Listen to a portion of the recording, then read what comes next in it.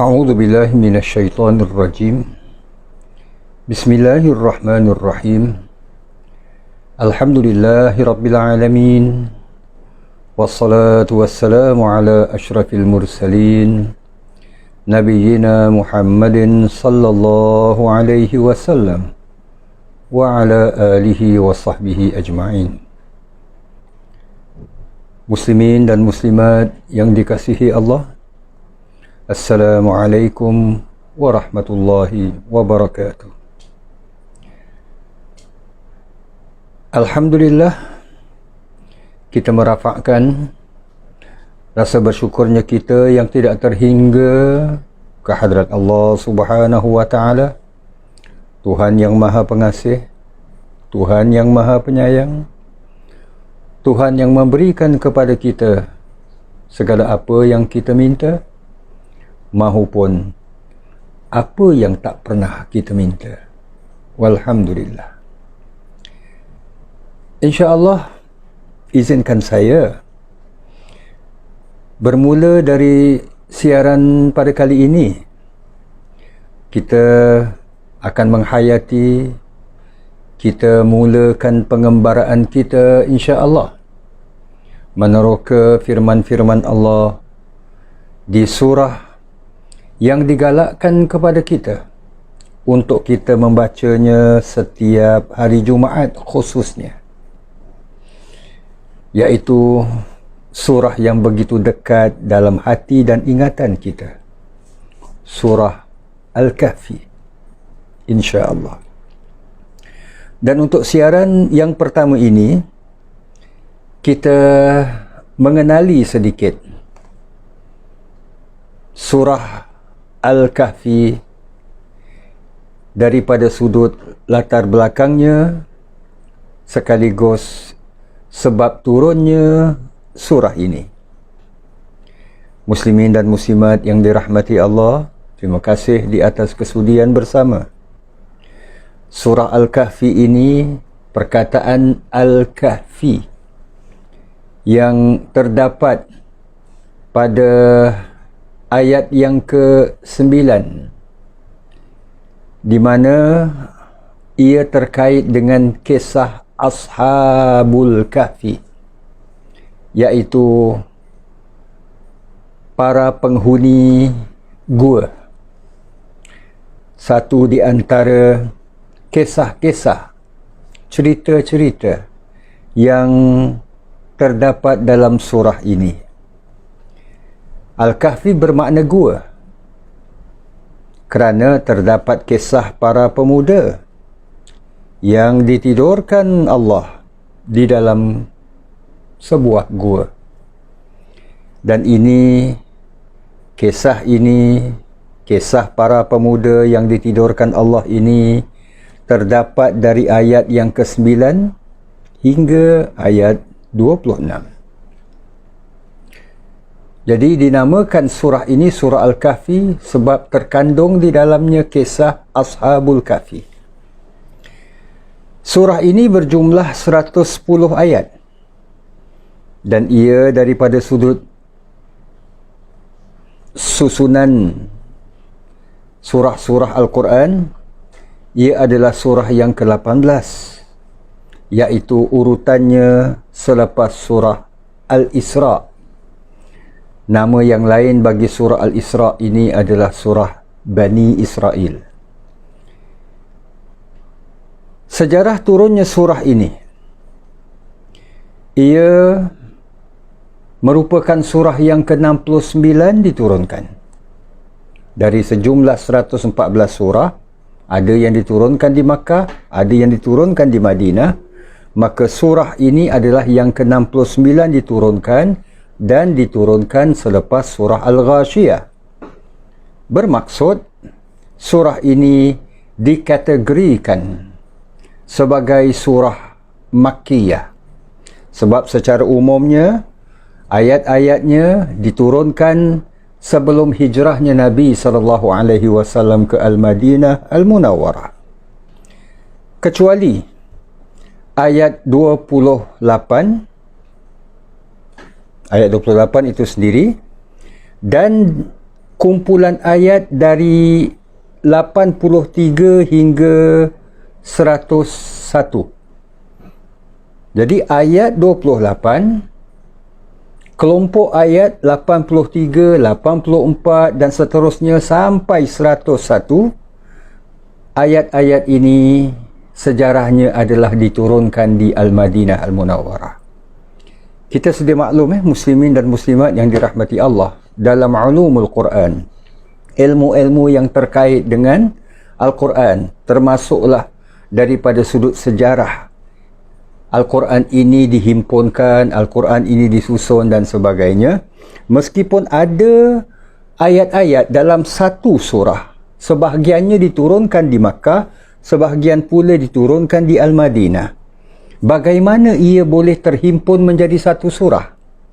Lain kalau ianya macam surah Al-Fatihah, diturunkan di Makkah keseluruhan ayat-ayat dalam surah Al-Fatihah ini, 7 ayat ini, semuanya turunnya serentak. Tapi ada yang turunnya sedikit, dan malah seperti mana surah Al-Kahfi ini, sebahagian besar ayat-ayatnya diturunkan di Makkah. Namun ada juga ayat-ayat yang diturunkan di Madinah. Dan ia terhimpun menjadi satu surah adalah kerana ia merupakan sesuatu yang diarahkan, yang diminta oleh Rasulullah sallallahu alaihi wasallam.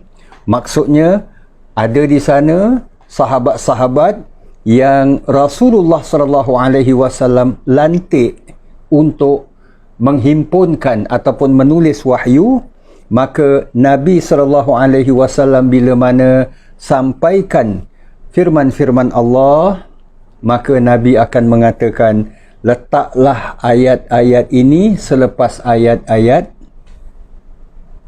tertentu. Jadi disitulah ianya terhimpun menjadi satu surah, meskipun sebahagian ayat-ayatnya diturunkan di Makkah dan sebahagian diturunkan di Al-Madinah Al-Munawwarah. Kemudian kita jangkau daripada sudut sejarah juga, iaitu sebab turunnya surah Al-Kahfi ini. Muslimin dan muslimat yang dirahmati Allah, kita sedia maklum, daripada sejak awal lagi Nabi menyampaikan dakwah Islam secara terang-terangan di kota suci Makkah. Nabi telah berhadapan dengan para penentang, terutamanya mereka yang terdiri dari pembesar-pembesar, pemuka-pemuka ataupun para pemimpin kaum Quraisy Makkah. Maka dalam usaha mereka mengekang dakwah Nabi, menyekat ajaran Nabi, maka pernah pemimpin-pemimpin Quraisy ini mengutuskan 2 orang wakil kepada pendeta Yahudi. 2 orang wakil ini An-Nadhr bin Al-Harth dan juga Uqbah bin Abi Mu'ayth. Kedua-dua mereka diutus oleh para pemimpin Quraisy untuk ke Al-Madinah Al-Munawwarah. Sebab kenapa? Di Al-Madinah terdapat pemimpin-pemimpin agama Yahudi. Itu yang kita maksudkan sebagai pendeta Yahudi. Tujuannya adalah untuk bertanya tentang kenabian Nabi Muhammad sallallahu alaihi wasallam, benar ataupun tidak. Sebab kita maklumi bersama, orang-orang musyrikin Quraisy, mereka menganut agama iaitu menyembah Allah. Selain daripada menyembah Allah, mereka menyembah Tuhan-Tuhan yang banyak, termasuklah patung-patung berhala dan sebagainya. Berbanding dengan orang-orang ahli kitab, orang-orang Yahudi maupun Nasrani, mereka ini adalah asalnya menganut Islam yang disampaikan oleh para nabi sebelum mereka, Nabi Musa, sebelum Nabi kita Nabi Muhammad sallallahu alaihi wasallam, iaitu sama ada Nabi Musa, Nabi Daud, Nabi Isa dan seterusnya. Maka ada ajaran-ajaran kitab samawi, iaitu ajaran-ajaran daripada kitab Taurat, Zabur, Injil, yang mana ada dinyatakan tentang Nabi. Termasuklah sedikit gambaran tentang perwatakan dan ciri-ciri Nabi kita, Nabi Muhammad sallallahu alaihi wasallam, dalam kitab-kitab terdahulu ini. Jadi bila mana tiba di Al-Madinah Al-Munawwarah, mereka ini bila bertemu dengan pendeta Yahudi, pendeta Yahudi ini memberikan satu pandangan. Tanyalah Muhammad. Tanya tentang 3 perkara. Kalau sekiranya Muhammad ini boleh jawab, bermakna dia seorang Nabi. Tapi kalau dia tak boleh menjawab, bermakna dia seorang pembohong besar, seorang penipu, pendusta. Jadi inilah 3 perkara yang diajukan oleh para pemimpin agama Yahudi kepada wakil-wakil orang-orang Quraisy ini.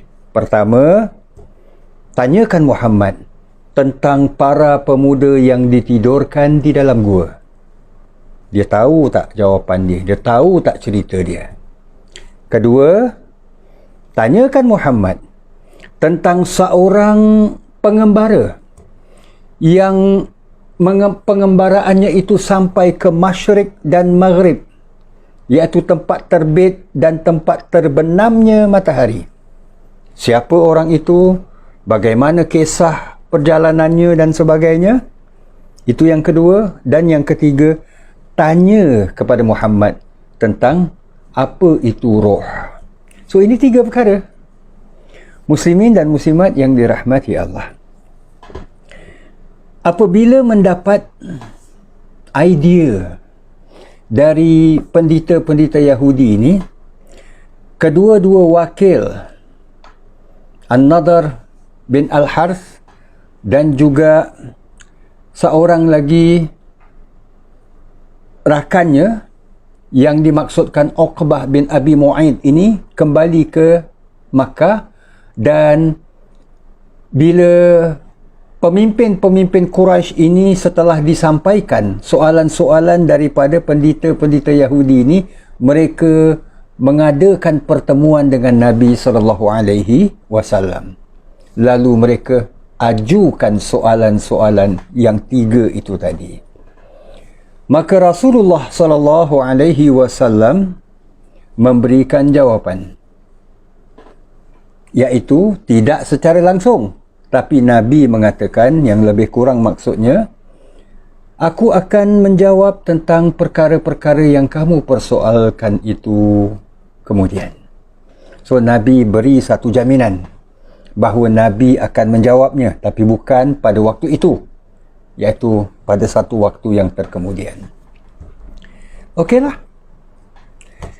Tapi muslimin dan muslimat yang dirahmati Allah, wahyu agak lama tak turun. Maksudnya malaikat Jibril tidak datang menemui Nabi untuk menyampaikan jawapan ataupun firman-firman Allah terhadap 3 persoalan tadi.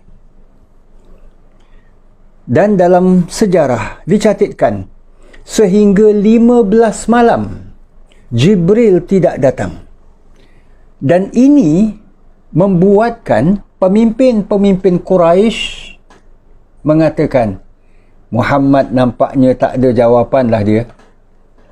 Dia tak tahulah 3 pertanyaan yang ditanyakan tu, dia tak tahu macam mana nak jawab. So dengan yang demikian, Muhammad ini seorang penipu, seorang pendusta, bukan seorang Nabi. Dan ini menyebabkan Nabi SAW merasa sedih. Namun muslimin dan muslimat yang dirahmati Allah, yang dinanti-nantikan oleh Nabi SAW akhirnya tiba. Malaikat Jibril alaihissalam atas perintah Allah Subhanahu wa taala turun dan menyampaikan kepada Nabi SAW surah Al-Kahfi, yang mana di dalamnya ini mengandungi pertama, teguran kepada Nabi SAW di atas kesedihan baginda. Dan ini insya-Allah bakal kita menjangkaunya, iaitu terdapat pada ayat yang ke-6 surah Al-Kahfi ini. Teguran Al-Quran. Nabi tak seharusnya sedih, sebab Allah Subhanahu Wa Taala pasti akan mengkabulkan, dan Allah Maha mengetahui apa yang diinginkan oleh Nabi sallallahu alaihi wasallam. Dan selain daripada itu, teguran Al-Quran terhadap kesedihan Nabi, maka Jibril menyampaikan firman-firman Allah Subhanahu Wa Taala terhadap 3 persoalan itu tadi. Maka soalan yang pertama tentang para pemuda yang ditidurkan di dalam gua, iaitu kisah Ashabul Kahfi, Allah firmankan di antara ayat 9 hingga ayat 26. So ini jawapannya pertama. Yang kedua, tentang pengembara. Yang pengembaraannya itu sampai menjangkau ke Masyrik dan Maghrib, ke timur dan barat. Maka Allah Subhanahu Wa Taala firmankan, iaitu pada ayat yang terdapat ayat 83 hingga 101, iaitu berkaitan dengan kisah Zulkarnain. Dan yang ketiganya, Allah Subhanahu Wa Taala memberikan jawapan, iaitu tentang ruh. Allah berfirman, namun bukan dalam surah Al-Kahfi ini. Ia adalah pada surah Al-Isra, surah yang selepasnya, iaitu pada ayat 85.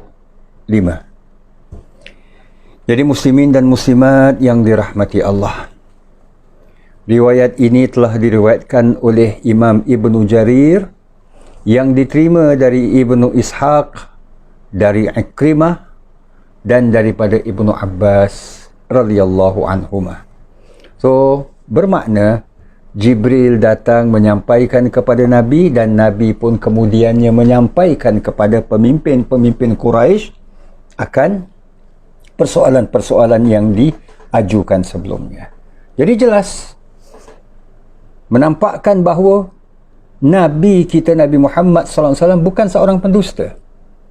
Sebaliknya, baginda adalah merupakan seorang Nabi, seorang Rasul. Hanya saja jawapan baginda itu agak terlewat sedikit. Sebab baginda tak akan pandai-pandai nak memberikan jawapan. Baginda hanya menantikan wahyu daripada Allah Subhanahu Wa Taala. So itulah sedikit tentang pengenalan surah Al-Kahfi ini. Saya ingin mengajak para jamaah kita menghayati beberapa hadis-hadis Nabi yang terkait dengan fadilat surah Al-Kahfi ini. Ini antaranya. Pertama, dalam riwayat Al-Hakim dan begitu juga Imam Al-Baihaqi, yang mana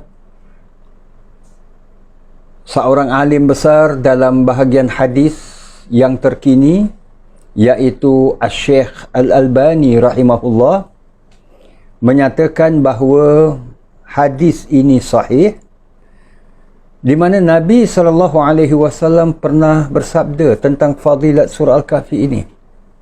Maksudnya, barang siapa membaca surah Al-Kahfi pada hari Jumaat, maknanya hari Jumaat dibaca surah Al-Kahfi. Sebab itu para ulama kemudiannya membahaskan, boleh tak kalau kita baca pada sebelah malam, iaitu hari Khamis, malam Jumaat, ataupun tunggu esoknya hari Jumaat itu sendiri? Ini satu persoalan. Maka sebahagian ulama menyatakan boleh, yang mana dia sempat. Tapi kalau ikut kepada lafaz hadis, memanglah disuruh ataupun digalakkan pada siang hari Jumaat. Dan siang hari Jumaat tu bila? Sebelum solat Jumaat ataupun selepas. Sebab bila disebut hari Jumaat, iaitu sebelah siang, selama mana lepas subuh sampai sebelum maghrib, itu siang. Maka majoriti para ulama kita menjelaskan bahawa ia yang paling afdal adalah sementara menantikan waktu Jumaat. Jadi sementara menantikan waktu Jumaat. Sebab itulah ada hadis-hadis yang lain berhubung dengan orang yang datang awal untuk melaksanakan ibadah fardu Jumaat. Datang awal dapat apa yang Nabi kiaskan ataupun buat contoh, iaitu dapat unta yang gemuk dan sebagainya, maka itu sebagai galakan. Jadi ada masa yang dikatakan awal tu adalah apabila 110 ayat surah Al-Kahfi ini keseluruhannya dapat dikhatamkan ataupun dihabiskan, dan bila selesai azan Jumaat berkumandang. Jadi apa kelebihannya? Barang siapa yang membaca surah Al-Kahfi pada hari Jumaat, maka Allah terangi ia dengan cahaya di antara dua Jumaat. Maknanya pada Jumaat yang dia baca surah Al-Kahfi ini sampai Jumaat yang akan datang diterangi cahaya. Cahaya itu yang dimaksudkan adalah hidayah daripada Allah Subhanahu wa taala. Hadis yang kedua yang mana terdapat dalam kitab Ad-Durrul Mansur oleh Imam As-Suyuti,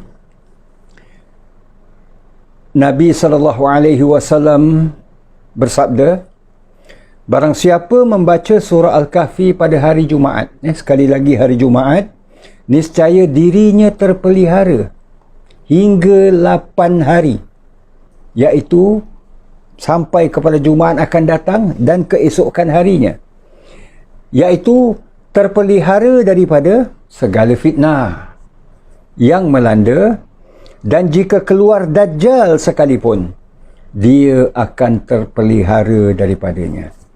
Dajjal yang banyak disebutkan, iaitu yang akan muncul di akhir zaman dan sebagainya. Jadi ini satu riwayat. Dan riwayat yang ketiga yang ingin kita datangkan juga adalah hadis yang sahih daripada Imam Muslim yang diterima daripada sahabat Abu Darda radhiyallahu an. Nabi bersabda Nabi bersabda yang bermaksud, barang siapa yang menghafaz 10 ayat daripada awal surah Al-Kahfi, maknanya dari ayat pertama hingga ayat 10 ayat pertama ni, pasti terlindung dari Dajjal. Jadi ini satu jaminan daripada Rasulullah SAW. Alhamdulillah kalau sekiranya kita dapat menghafal keseluruhan surah, itu jauh lebih baiklah. Tapi setidak-tidaknya 10 ayat pertama dari surah Al-Kahfi ini dapat kita menghafaznya, insya-Allah. Jadi inilah sedikit pengenalan, begitu juga dengan fadilat surah Al-Kahfi yang dapat sama-sama kita hayatinya dalam siaran pertama ini. InsyaAllah kita akan mula menjangkau ayat demi ayat surah yang empunya 4 kisah yang panjangnya 110 ayat. InsyaAllah dalam siaran-siaran yang akan datang dengan izin Allah Subhanahu wa taala. Terima kasih di atas sokongan para jamaah sekalian. Aqulu qawli hadza wa astaghfirullahal azim li wa lakum wa lisairil muslimin. Wassalamualaikum warahmatullahi wabarakatuh.